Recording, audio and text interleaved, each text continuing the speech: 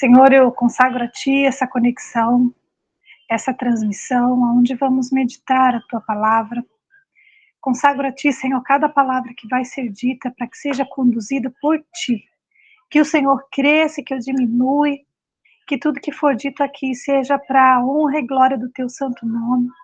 Nos ensine, Senhor, a ter humildade, nos ensine a andar conforme a Tua palavra. Fala conosco, Senhor, que eu possa transmitir aquilo que o Senhor já ministrou no meu coração, com muito temor, em nome de Jesus. Amém. Então, hoje vamos meditar em Miqueias, capítulo 7. E nós temos aqui duas versões, né? Tem a NVI e também a ARA. Então, eu vou ler aqui na versão NVI, e tem alguns comentários aqui que vai ser na outra versão, amém? Então diz a respeito do sofrimento transformado em esperança, né? Na outra versão é a segunda resposta de Israel. Pobre de mim, sinto-me como quem apanha frutas depois da colheita e nada encontra para comer. Não há um cacho de uvas sequer, nem um único figo novo para saciar a minha fome. Nesse primeiro versículo, então, a Bíblia já traz Miqueias lamentando pelo pecado de Israel, lamentando pelos pecados do povo de Israel, aonde ele está comparando o pecador aquelas pessoas que trabalham na colheita, que são não uma colheita normal, mas uma colheita de frutos sensíveis, frutos frágeis, delicados. Então, a Bíblia fala de uva e figo. São frutas delicadas, de época, né, doces, mas elas precisam ter um cuidado na colheita. Não é de qualquer jeito que elas podem ser colhidas. Então, Miqueias está comparando nesse trecho o pecador a esse tipo de fruto. Como nós somos frágeis, né? Então, além disso, ele fala sobre chegar no tempo errado, chegar atrasado, né? O pecador chegando no tempo depois da colheita, depois que já foi colhido os frutos. Então, aqui ficou apenas o rastro, só ficou o cheiro da colheita. Então, ele está trazendo em dois pontos de vista. Primeiro, ele está trazendo os frutos em sua delicadeza e sendo de época, comparando ali ao pecador, de como nós somos frágeis, e depois ele traz um outro ponto de vista, trazendo a fome, o desejo de estar comendo aqueles frutos, mas chegando fora da época, porque está atrasado, já foram colhidos, só ficou ali um cheiro, um rastro, né? Então é como se ele tivesse ficado com água na boca. No verso 2, ele diz: os fiéis desapareceram, não resta uma só pessoa honesta na terra. São todos assassinos que preparam armadilhas até para os próprios irmãos. Uau! Então aqui nesse verso 2, ele já está mudando o ponto de vista, né? Aonde diz assim, os fiéis desapareceram, não resta uma só pessoa honesta na terra. Então agora as pessoas honestas, elas são vistas como os mesmos frutos de época, né? Que a gente leu no versículo anterior. Delicados, que já foram colhidos, eles desapareceram da terra. E os que ficaram, eles são assassinos, traidores, traiçoeiros, pessoas especialistas em enganar, pessoas especialistas em fazer maldade. E quando nós seguimos no verso 3, ele fala: suas mãos são hábeis para fazer o mal.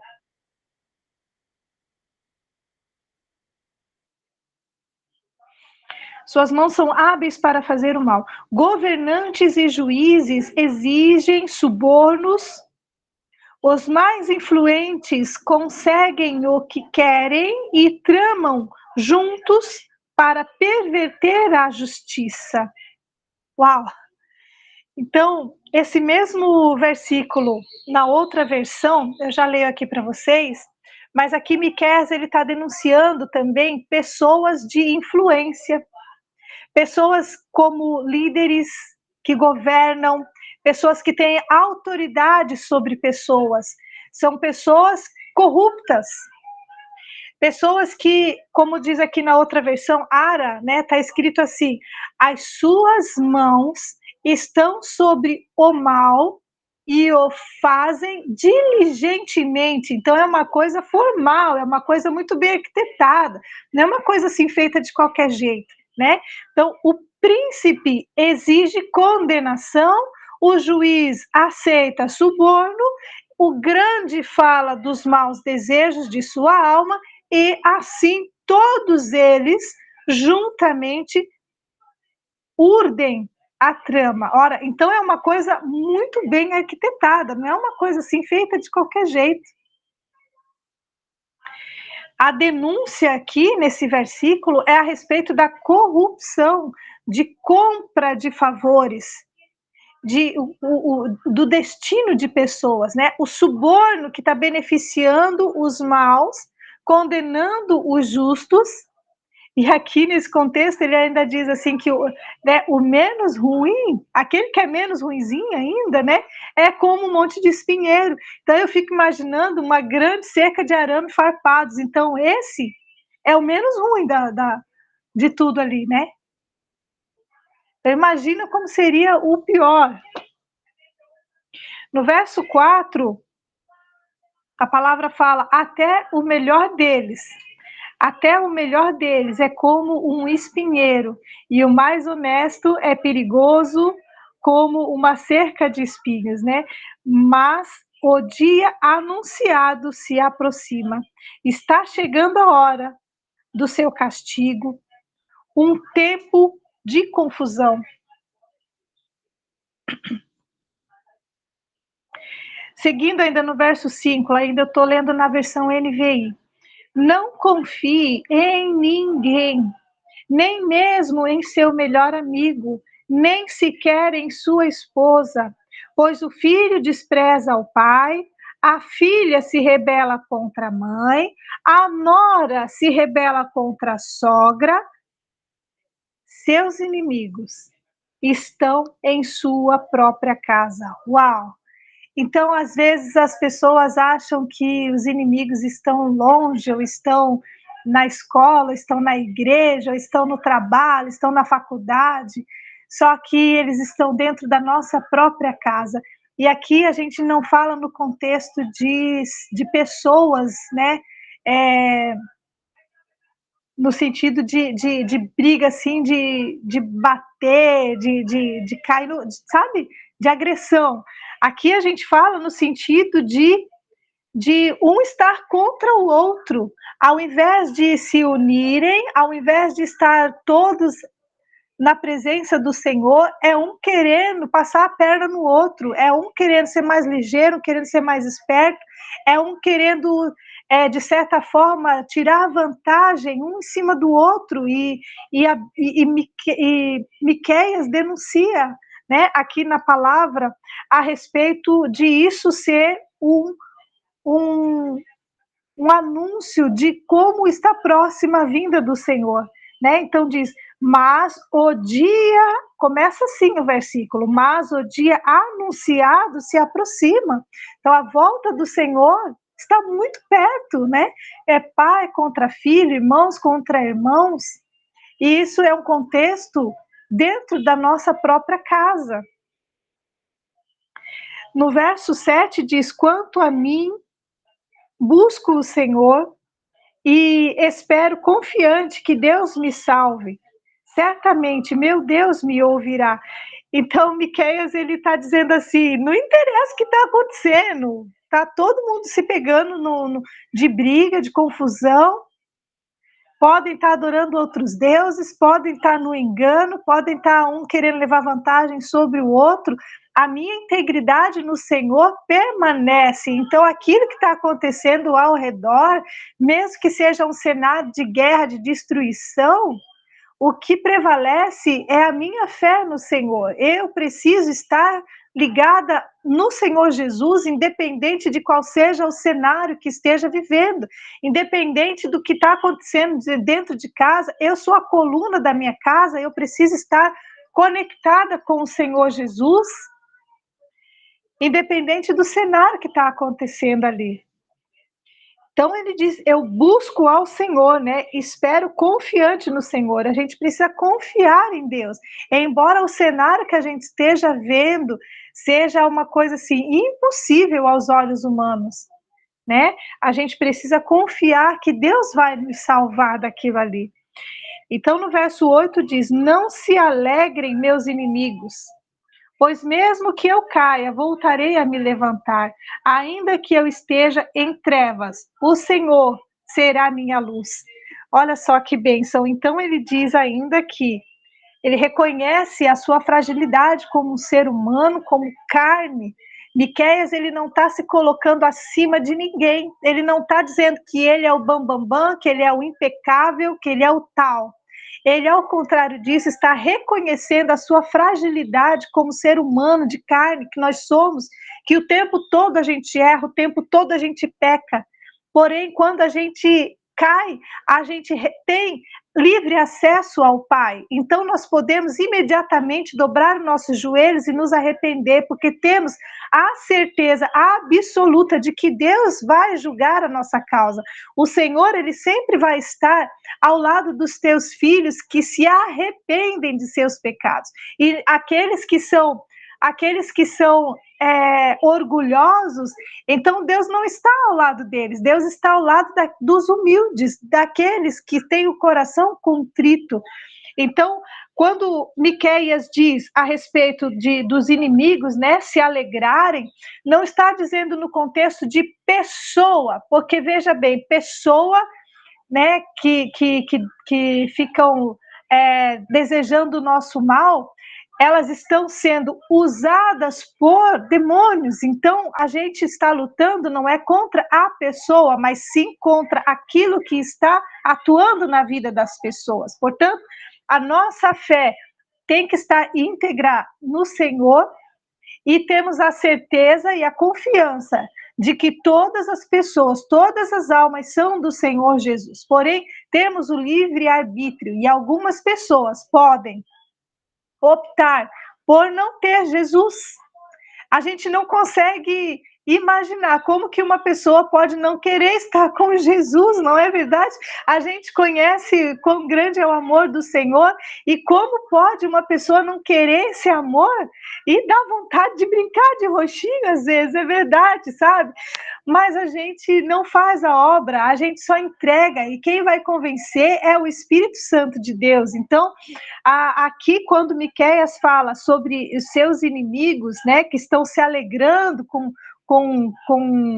a queda, porque Miqueias está sendo castigado, né? Então, é um período na qual parece que está tudo dando errado, parece que tudo está... É como se estivesse dando murro em ponta de facas, vamos dizer, mas é por um tempo curto.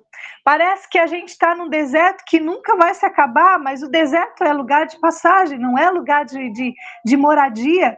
Então, as pessoas que estão ao nosso redor e não entendem sobre o processo que a gente está passando, essas pessoas são consideradas inimigas porque elas não estão na mesma visão que a gente, elas não estão na mesma fé que nós estamos. Então, por isso, elas são consideradas inimigas, porque nesse momento elas ainda não foram alcançadas pelo amor do Pai. Então, elas vê num outro ângulo, elas vê a nossa luta como uma derrota. Só que, na verdade, o que está escrito no versículo seguinte é: serei paciente enquanto o Senhor me castiga, pois pequei contra ele. Olha só, então, não existe pecado sem consequência, não existe a gente, pessoas acharem que pode fazer o que quiser, do jeito que quiser e não vai ter consequência, porque toda ação tem a sua reação, toda ação tem uma consequência. Tudo aquilo que a gente planta, certamente a gente vai colher. O Senhor, Ele nos perdoa? Claro que Ele nos perdoa, mas isso não significa que a gente vai deixar de colher aquilo que a gente plantou. Então, se a gente quer ter uma colheita boa, a gente precisa começar a plantar coisas boas. Se a gente está plantando pecado, a gente vai colher a morte, porque o salário do pecado é a morte. E eu não estou falando somente de morte física, estou falando de morte em tudo, morte ministerial, morte da saúde, morte nos negócios, morte em tudo. Porque esse é o papel de Satanás, esse é o papel essa é a consequência do pecado. E aonde há trevas, existe demônios que estão se alimentando das trevas, alimentando-se da sujeira, daquilo que está em oculto. E quando o Senhor ele vem para nos castigar a respeito de algo que nós plantamos, porque Ele é pai, e todo pai corrige os seus filhos.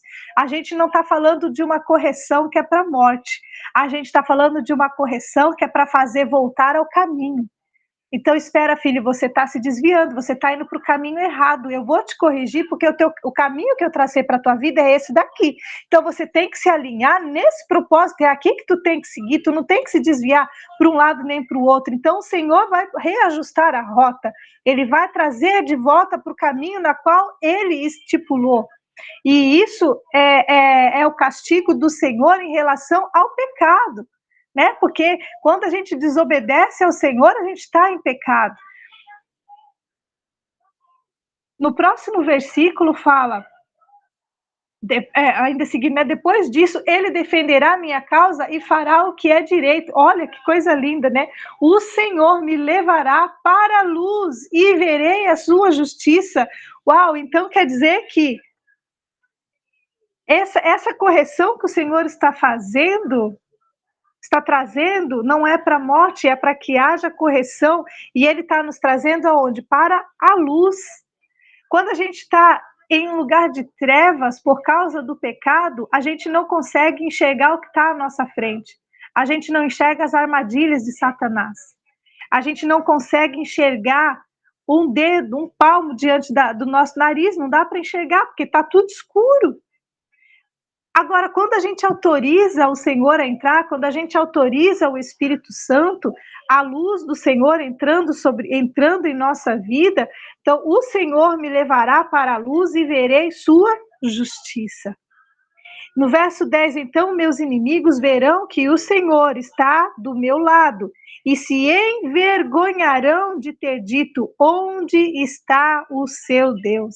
Então, aqueles que antes apedrejavam, aqueles que antes criticavam e falavam assim: como que você está fazendo uma coisa dessa? Não foi assim que eu te ensinei. Esse não é o plano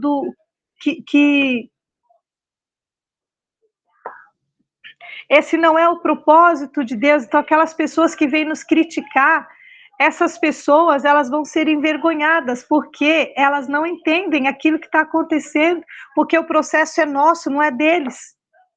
Então, aquilo que o Senhor preparou para nós, não é preparado para eles. O banquete que o Senhor preparou para nós, não é o banquete que vai alimentar eles. Então, eles não entendem, porque eles estão em trevas. Mas quando o Senhor nos corrige, quando o Senhor nos confronta e nos coloca no caminho, então essas pessoas, elas vão poder perceber, depois da luta, que sempre vai ter um propósito, sempre vai ter a glória do Senhor a respeito da santidade dele em nossas vidas. Seguindo aqui, com os próprios olhos eu os verei cair, serão pisados como lama nas ruas.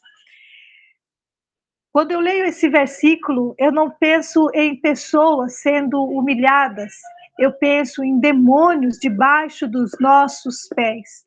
Então, quando o poder de Deus, ele está sobre nós, quando a misericórdia do Senhor está sobre nós, então nós podemos pisar na cabeça da serpente, e nós pisamos no pecado, nós pisamos em demônios, como lama nas ruas. Então, eles não fazem efeito nenhum sobre nós, porque nós estamos revestidos da graça do Senhor, do poder do Senhor.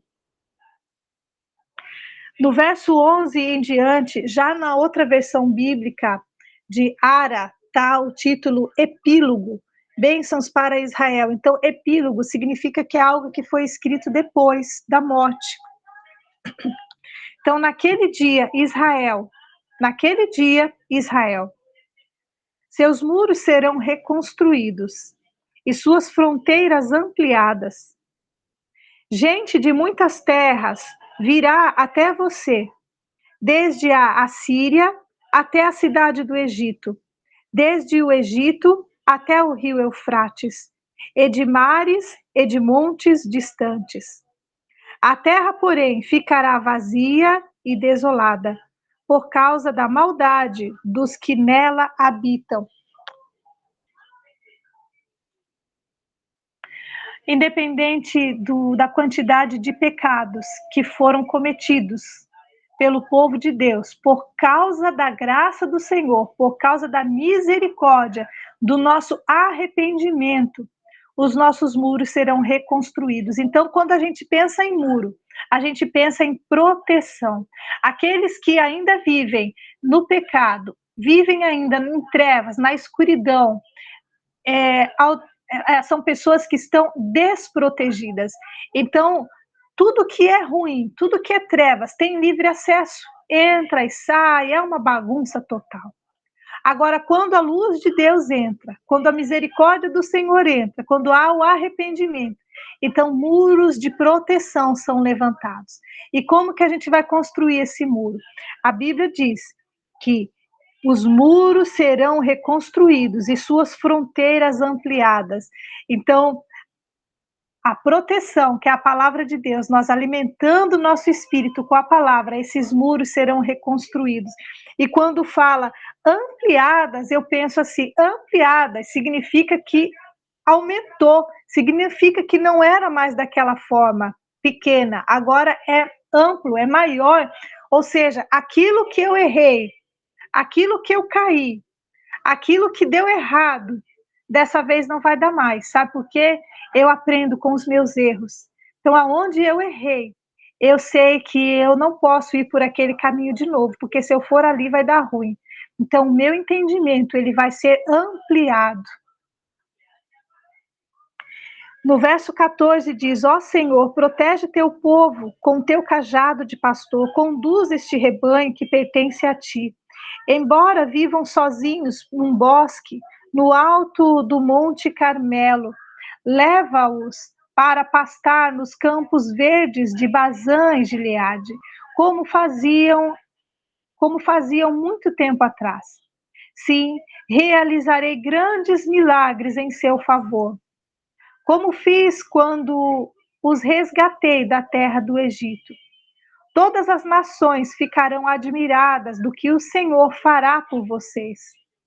Elas terão vergonha do seu pequeno poder, cobrirão a boca com as mãos e taparão os ouvidos, como serpentes que rastejam para fora de seus esconderijos. Sairão ao encontro do Senhor nosso Deus. Terão muito temor dele e tremerão em sua presença. Que outro Deus há semelhante a ti, que perdoas a culpa do remanescente e esqueces os pecados dos que te pertencem? Não permanecerás irado com teu povo para sempre, pois tens prazer em mostrar teu amor.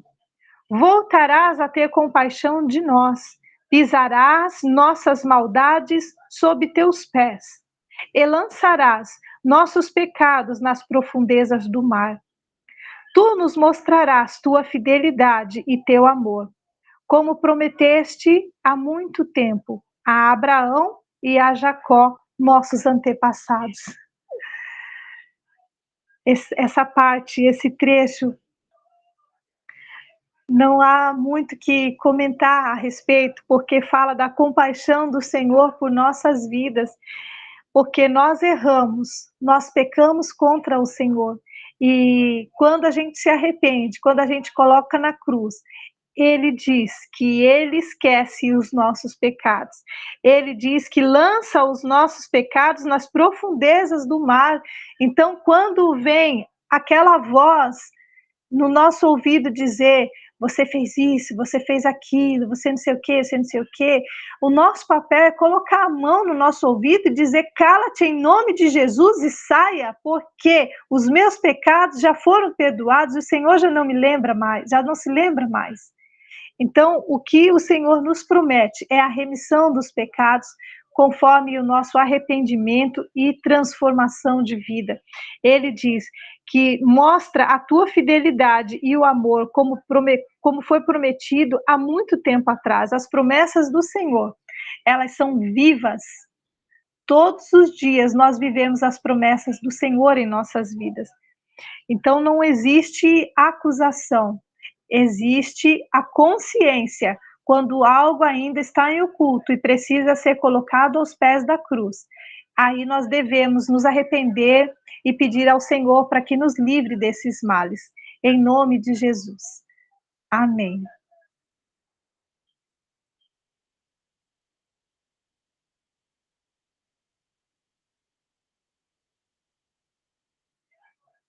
Obrigada, Senhor, por essa oportunidade de ministrarmos a tua palavra, de aprender sobre o teu amor, sobre a tua misericórdia, independente do pecado que nós cometemos, o Senhor nos corrige.